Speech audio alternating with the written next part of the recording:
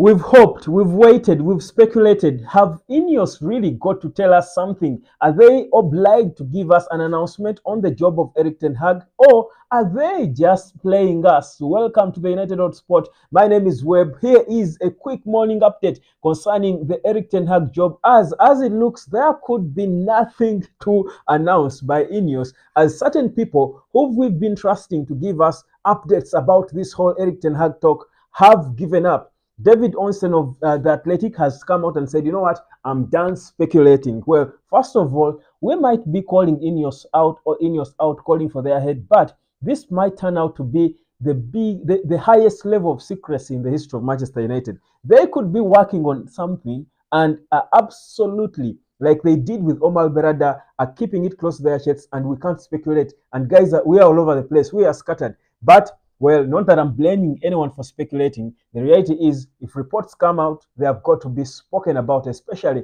if people like Fabrizio Romano too, and certain individuals within the club are talking about them. But guys, I've been there, and of course, I've had Simon Jordan as well say the same thing. And I've been saying, if Erik ten Hag, we all know that Erik ten Hag is still contracted for another year to Manchester United. If he is still contracted to Manchester United, do Ineos have to come out and give us an announcement on his job if they are not sacking him? So the fact that they are not saying anything, probably they have not sacked him. We should probably move on, because the guy is back at Carrington already. We know that he's already back at Carrington.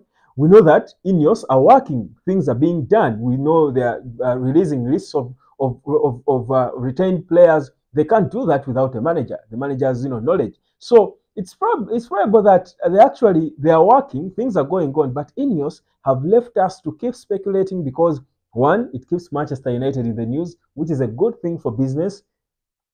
The sponsors will now, of course, certainly it's easier now to sell. It is again the football, and this lack of information is working well for our pockets, for the money, because people want to know what's going on, yet perhaps there is nothing to know. So you think about it and say, maybe actually we are pushing way too much.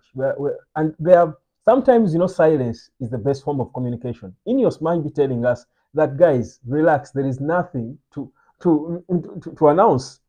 Because think about it, a manager is contracted and he has got a year left on his contract, and people are speculating about his job. This is the media. Meanwhile, in the interviews, the manager is saying, when I talk to these people, because he talks to them directly, they tell me I'm in the plans. I mean, it's a project. We are working together. We are planning for the next summer and stuff. But the media keeps speculating and speculating. Both parties are silent.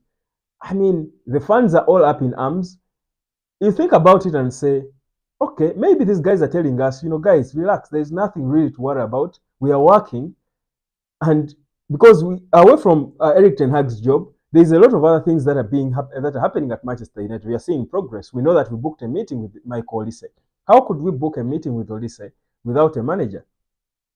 Think about it. So we are probably pushing way too hard, and the guy is already enjoying himself. He's probably laughing at us, and at some point, after the Euros, maybe they'll come up with a little statement saying, maybe release an interview of Erik ten Hag talking about the future plans of next season and stuff. And that's when people will believe that, things are different. These Ineos guys are not going to be all over the media talking about anything and everything. In any case, they'll keep themselves in the media, keep the club in the media by being silent sometimes. You saw how they were so secretive about bringing in Omar Berada from Man City.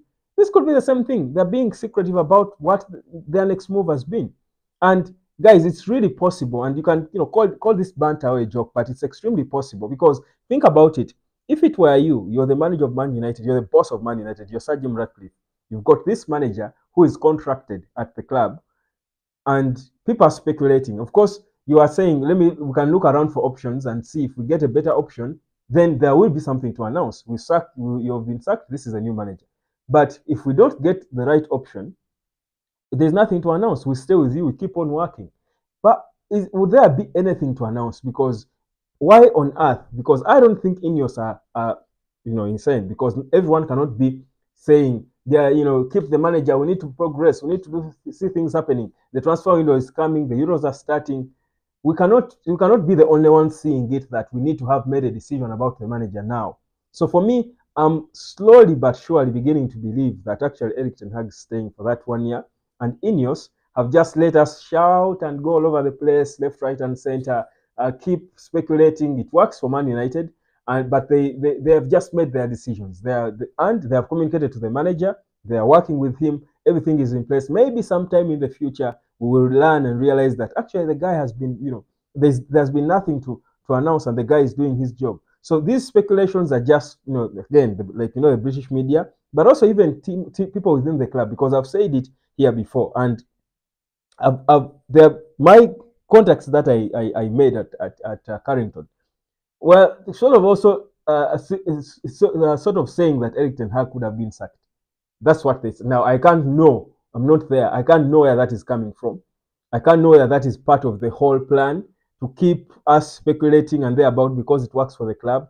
But the reality is, Erik ten Hag and Sir Jim Ratcliffe must be looking at these things and they're laughing. They're having the last laugh and they're enjoying their coffee, sipping their coffee together. Because perhaps things are working, things are progressing, but it is us who are bent on trying to force out a communication where there is none. And we are probably being misled rather, by this so much media that is so invested in pushing an agenda. We all know for a fact that British media in the past years have probably been responsible for the sacking of certain managers. And perhaps Ineos has been watching, and this is what they are trying to change. I will tell you for a fact that Louis van Gaal was sacked by British media, not Manchester, not the club. Ole Gunnar Solskjaer was also probably sacked by the media. And these probably are two of the better managers we had post Sir Alex Ferguson. They were both sacked by the media. The media at Manchester United can push an agenda. These legends and name them, can always craft ways, push an agenda, and somehow get the owners to make wrong decisions.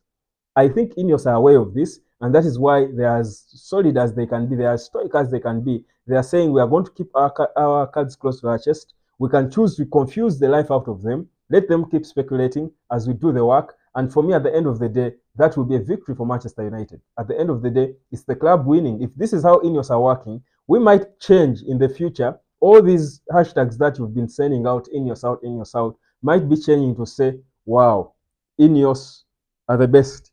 We might change those to Ineos are the best. I feel like there is something happening.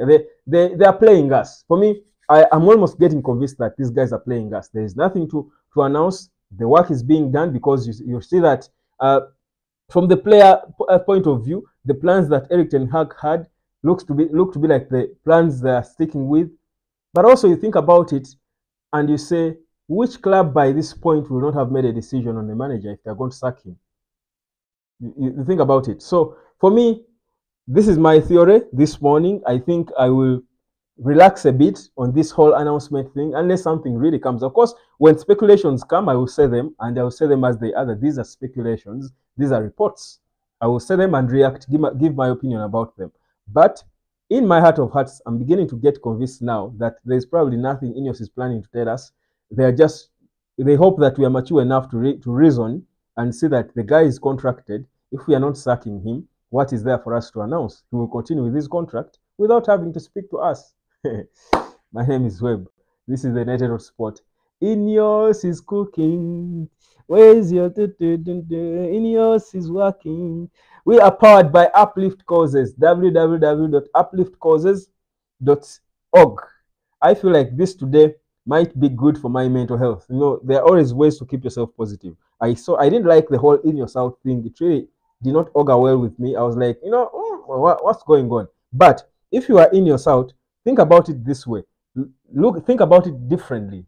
Different perspective to what's happening. We might be attacking Ineos, but yet we should be attacking whichever people are giving us these reports. And instead, we should be crediting Ineos for what they're doing, because it might turn out to be the best thing. Because if that's the card they're playing, I will bow down to them.